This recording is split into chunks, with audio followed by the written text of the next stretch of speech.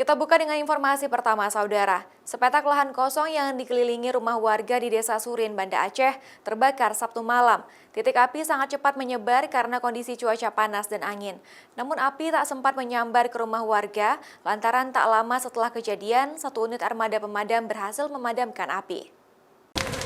Kebakaran lahan kosong yang dikelilingi rumah warga di Desa Punge terjadi Sabtu malam sekitar pukul 22.30 waktu Indonesia Barat. Titik api sempat membesar dan menyebar di lahan kosong rumput ilalang itu, sehingga membuat sejumlah warga yang rumahnya berada dekat dengan lokasi titik api cemas. Kebakaran lahan kosong ini diduga akibat pembakaran sampah pembuangan rumahan warga. Namun karena kondisi cuaca sejak beberapa hari ini panas dan angin, membuat titik api cepat menyebar dan membesar. Beruntung titik api segera berhasil dipadamkan oleh petugas setelah setengah jam melakukan upaya pemadaman dengan menggunakan satu unit armada ke lokasi. Tak ada korban jiwa dalam peristiwa kebakaran lahan kosong itu. Raja Umar, Kompas TV, Banda Aceh.